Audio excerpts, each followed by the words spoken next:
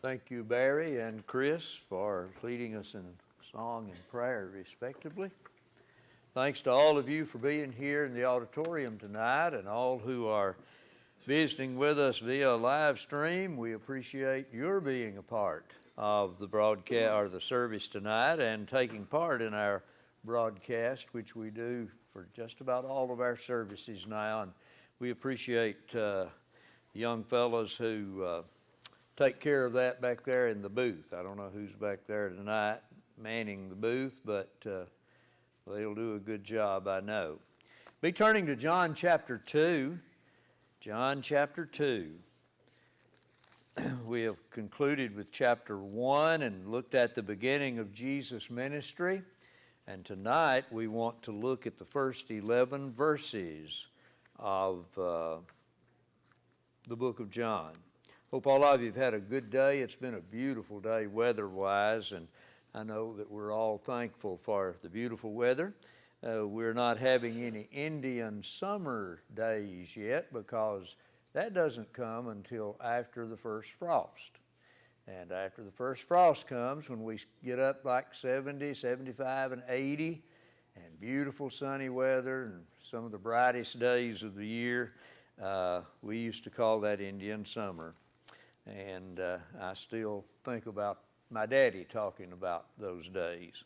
And I appreciate Barry leading us in Worthy Art Thou. It's been a while since we had sung that hymn, and I grew up at Antioch in Jackson County, and Brother J. Homer Fox was the song leader and the Bible teacher, and later he and my dad and Brother Herman Fox and others served as elders.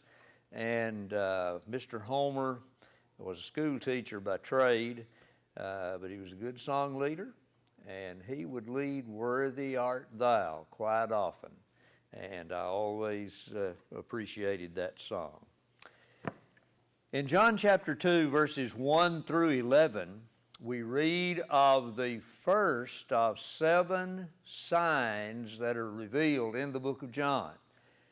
Someone mentioned some time ago in the Sunday morning class, I believe, that, or maybe during the summer series, that there were 7 signs given in the book of John to prove the deity of Jesus. And this is the first of those 7. We'll get to the others and cover them as we come to them. Let's read these first 11 verses, and I am reading from the King James Version and may sort of intermingle the New King James with it. Beginning in verse 1, we're told, "And the third day there was a marriage in Cana of Galilee, and the mother of Jesus was there. And both Jesus was called and his disciples to the marriage. And when they wanted wine, the mother of Jesus saith unto him, They have no wine. Jesus said unto her, Woman, what have I to do with thee? Mine hour is not yet come. His mother saith unto the servants, Whatsoever he says unto you, do it.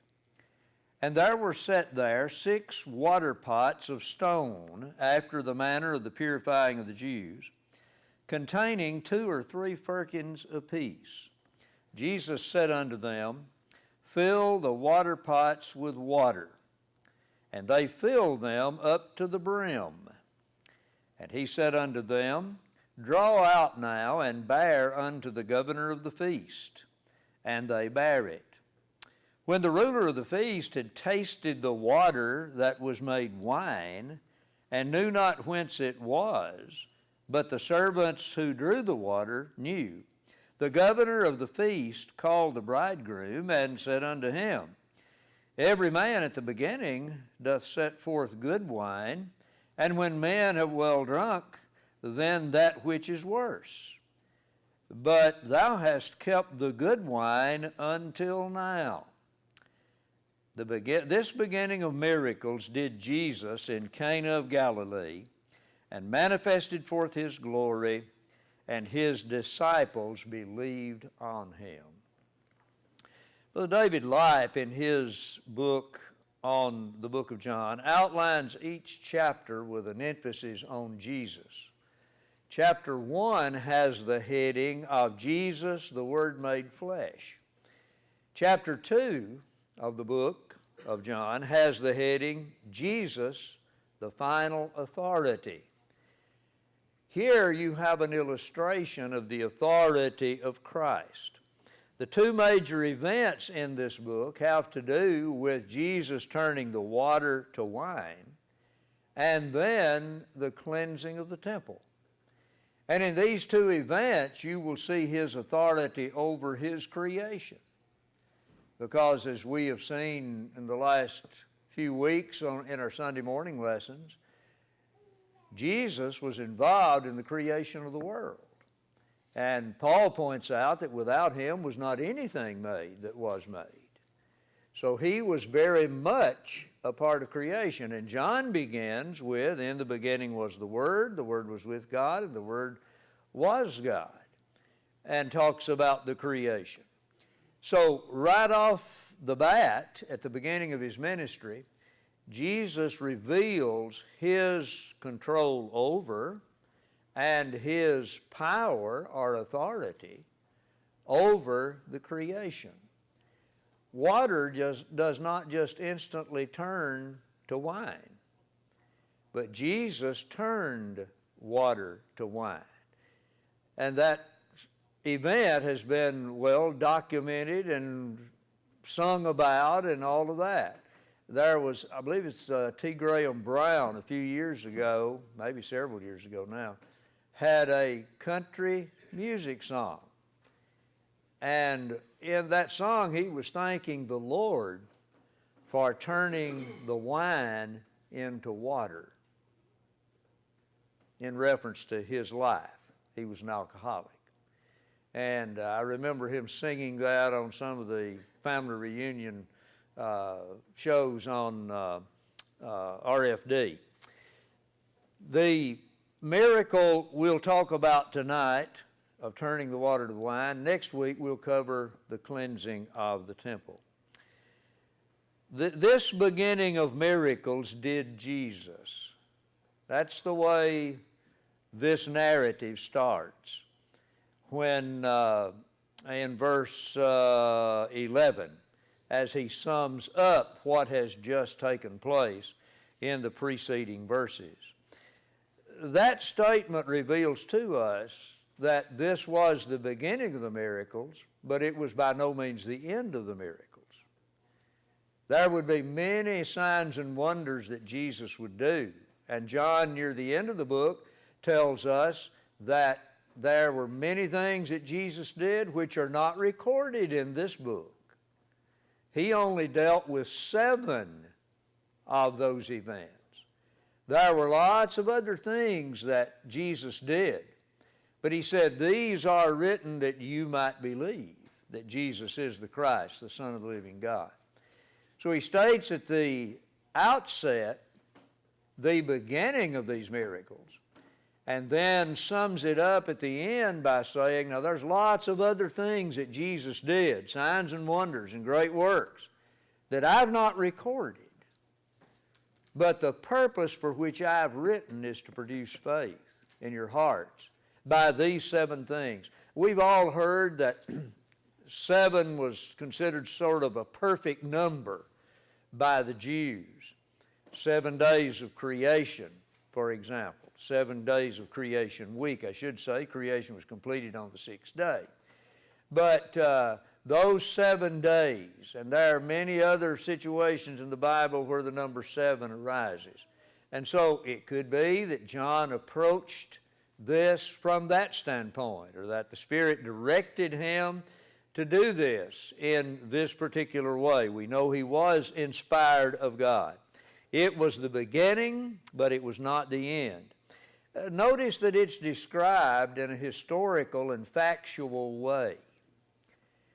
You'll notice that he labels it or tells us the timing of it by saying the 3rd day. The 3rd day after what? Obviously after the call of Nathanael. After 3 days, then this event happened. He had selected some disciples his ministry had begun, and so now it is dated from that last event that is mentioned in chapter 1, verse 43.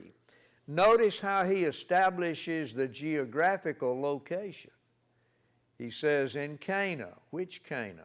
Cana in Galilee.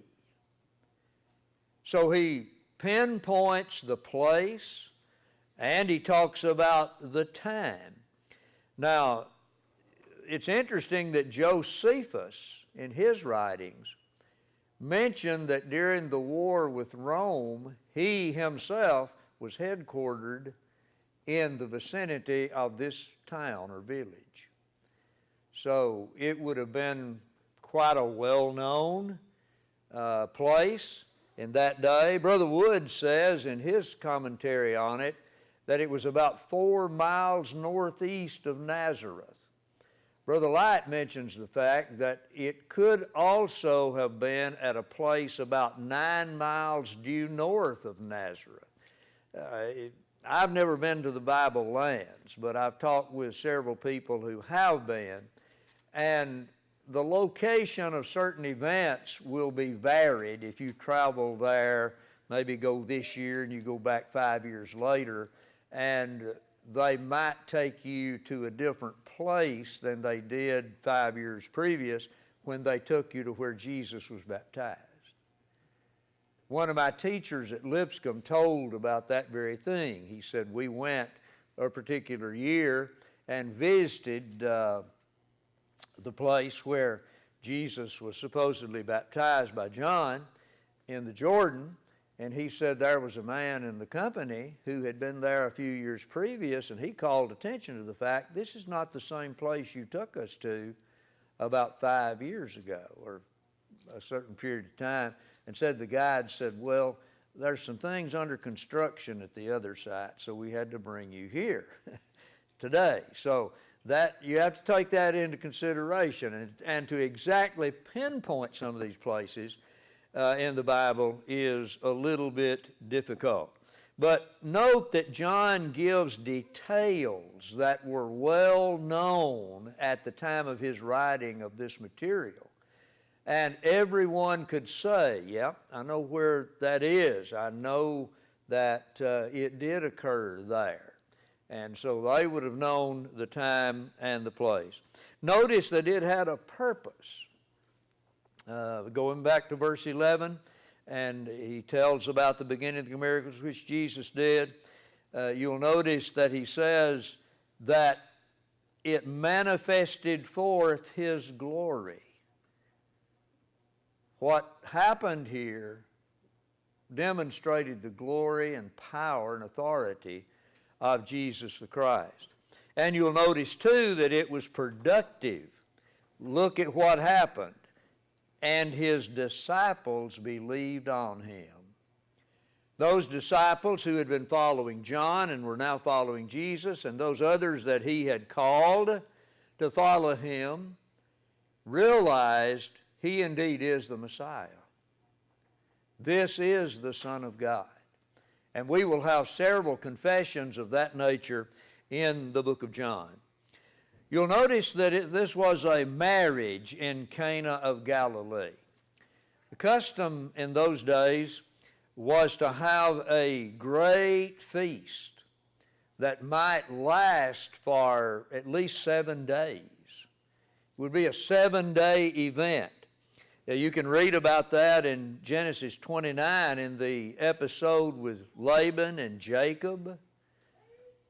It's my opinion that though Jacob had to work 7 more years for his beloved Rachel, that he did not have to wait 7 years to marry her.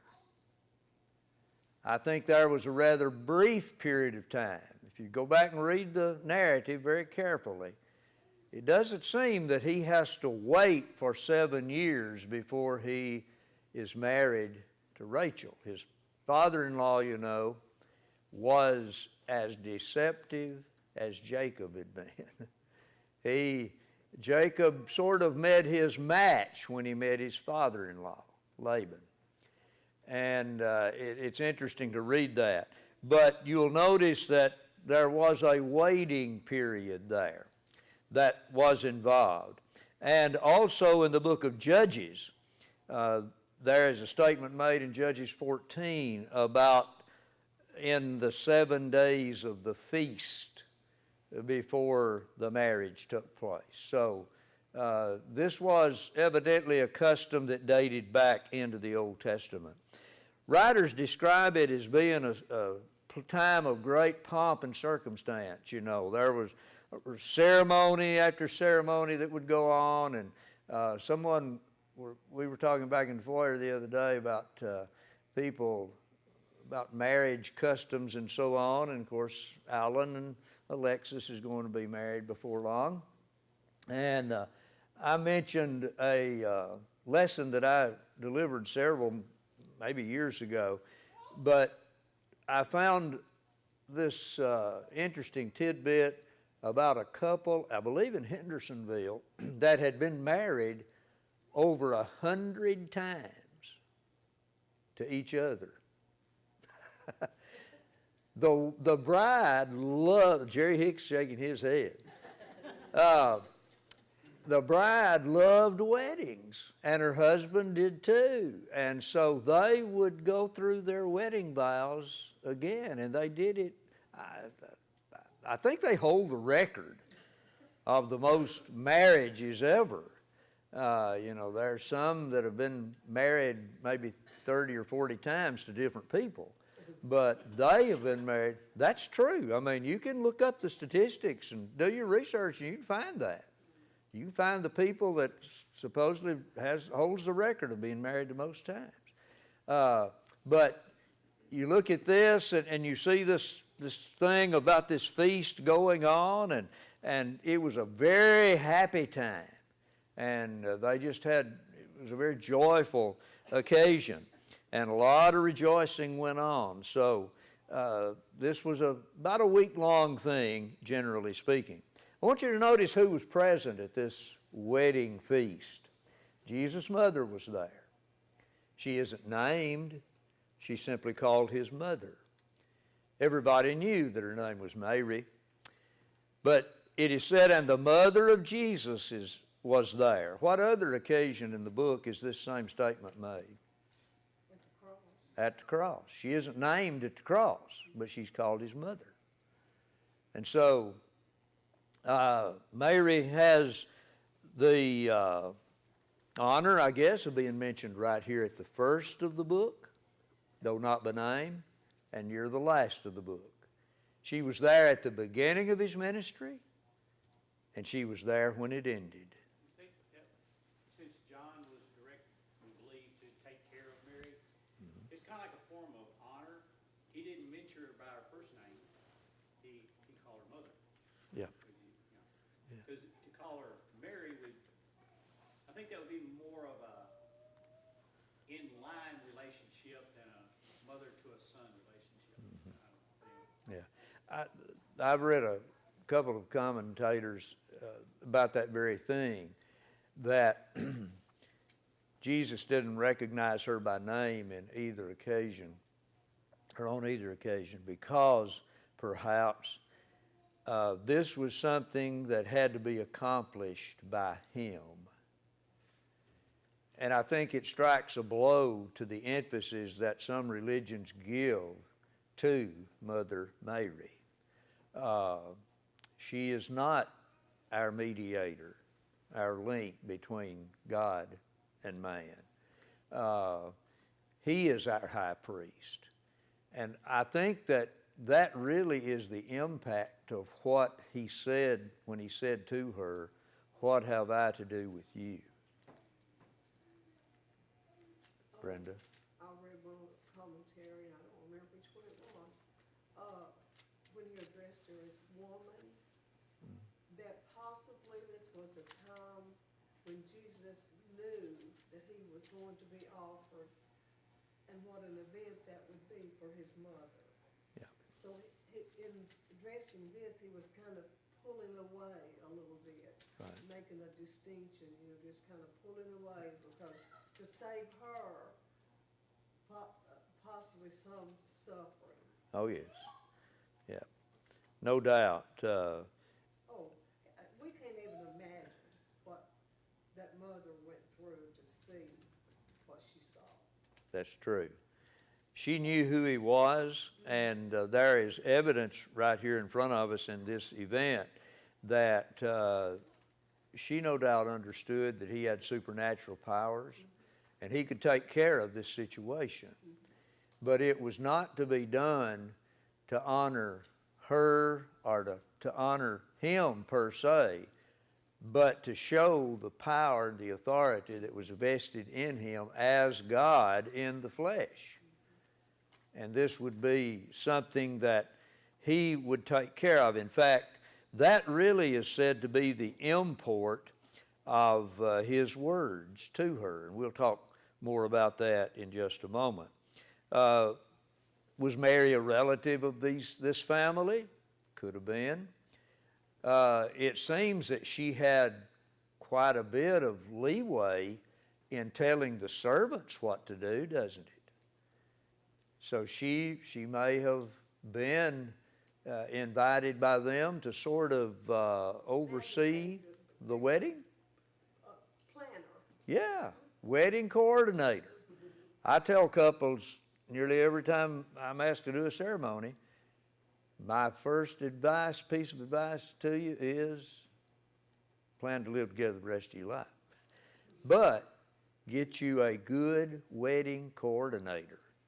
And not be the member of the family. Yeah. We had one wedding one time, and we got there, and I said, do you have a coordinator? And she said, the bride said no. And I began asking her, well, what do you want to do about thus and so? And it was, well, I hadn't thought about that. And you can imagine how long it took us to get through a rehearsal. Yeah. And from then on, I would ask the couple when they inquired whether I could do their ceremony, do you have a wedding coordinator? If you don't, get one. Now, if you want Barbara and me, that's what we had to end up doing in that one. And it was difficult, and you'd be surprised how long it took us to get to eat the rehearsal dinner. So I've been there. I've always emphasized to couples, don't ever eat before you rehearsal. You use that for leverage to tell all the wedding party, now, we got to get through this, make it through this as soon as possible so we can all go eat. But that's just good planning, I think. But notice that she had a knowledge of the details related to the wedding, and she gave instructions to the servants. So Jesus' mother, no doubt, was very much involved. And it would have been so embarrassing for the host to run out of beverage at this particular time. That's exactly right. Brother Woods mentions that it would have been embarrassing for that to have happened, and I thought, yeah, I know a lot of people that worry about, I'm going to run out of cake and punch. Let's be sure we don't. Now, if you have an open wedding, that kind of is a big problem because you don't know how much to prepare for. And in one of our girls' weddings, I can't remember which one, Barbara can tell you later, but there was the man who prepared the refreshments and baked the cakes and all that. He said, I will serve the cake. Not going to let anybody else serve it. I serve the cake, and I'll make sure that everybody gets a piece. But I'll size up the crowd, see how many people are there, and I'll pretty well know how much cake to give each one. We'll make it work. And they did. It worked out well. But that is an embarrassing situation. But notice that Jesus and his disciples were bidden, according to the ASV. They were invited to the wedding. And it's quite significant. I've mentioned this at weddings that I've done. Jesus gave his approval by performing his first miracle at a wedding feast. He approves of marriage. And one writer made the comment that you could recognize that he and his disciples were not ascetics. They were not separated from the world. They were not like John the Baptist living out in the wilderness basically alone and eating locusts and wild honey. Remember, the contrast is drawn between Jesus coming, he came eating and drinking and so on, and people then criticized him or accused him of being a wine bibber and all of that. And there were so many differences between them. And he approved of marriage. He shows that. He clearly approved of it and taught on the matter of marriage with a great deal of authority. Remember, and he addressed marriage in the Sermon on the Mount in Matthew chapter 5, verses 31 and 32. And following that sermon, the people were amazed at him because he taught as one having authority. And then he further addresses the matter in Matthew 19, verses 3 through 9, and sets forth the original marriage blueprint that was revealed to Adam and Eve and said about Adam and Eve in the Garden of Eden. So you had Jesus' mother, you had Jesus and his disciples. There were also servants present, because they're mentioned at least a couple of times. And then you had the ruler of the feast specifically mentioned. He would have been a steward in charge of the marriage feast, taking care of the refreshments and all of that. He would have been responsible for all of that. And then the bridegroom in verse 9 is specifically mentioned. Nothing is said about the bride being there. As far as we know, I didn't find her anywhere. But it is implied, and probably was. Now, they may have had the habit, too, of not letting the bride and the groom see one another during a particular period prior to the wedding. But we would assume that the bride and her family were present, as was the family of the bridegroom. And no doubt there were a lot of relatives and friends that had been invited, and they may have come and gone different days, not spending the whole time through this period, but that would make for a sizable group. Now, as was mentioned, I made this note here, and I guess great minds running the same channel, Brenda. I believe, who was it teaching the class Sunday morning? Josh. He called you Barbara twice. Josh, there you are. It didn't bother me. I've called Barbara a lot. I was wondering if either one of them or both of them would be insulted, but they weren't. No. I'm accustomed to that. I've been called my brother for years and years and years. It's easily done. It don't bother me. When I first moved here, I was Judy for the longest. Yeah, I had a new wife when I moved here. Her name was Judy. Everybody called her Judy because the last two preachers' wives were named Judy. Well, here's some questions that have been asked about this narrative, and I have time probably only to cover one. Was Jesus disrespectful to his mother when he said, "Woman"? No, he wasn't. He wasn't disrespectful to her at all. In the first place, the word woman in English is far different than it is in Greek. And the original word that is used here, Brother Wood says, the word so translated is one of great respect, akin to our word lady. And it is a word or a term of distinction and honor. And the statement, "What have I to do with you?" in effect says, just leave the matter to me and let me handle it in my way. That is basically what Jesus is saying. His words, "My hour is not yet come," simply is referring to the time not being ripe for such a demonstration as was about to occur.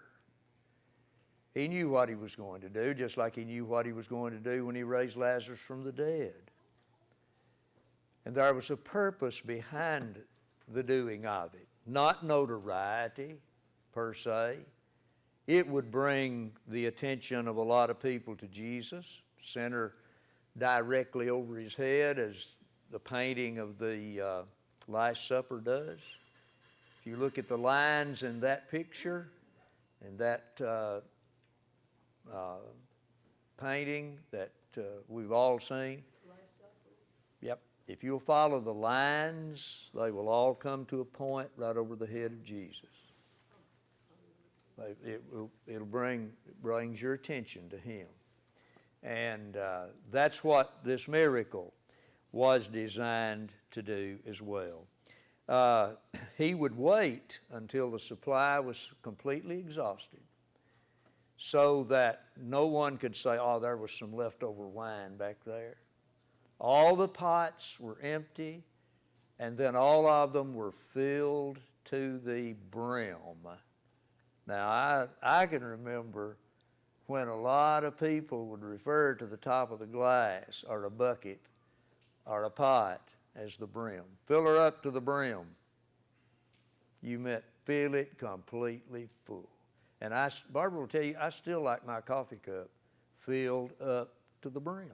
I don't like a half a cup like they pour on Gunsmoke and other shows that you watch on TV. I want a full cup of coffee. And sometimes I'll say, fill it up to the brim.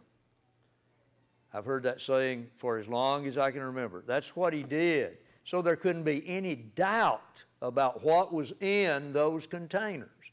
Now, we'll talk briefly about that next time.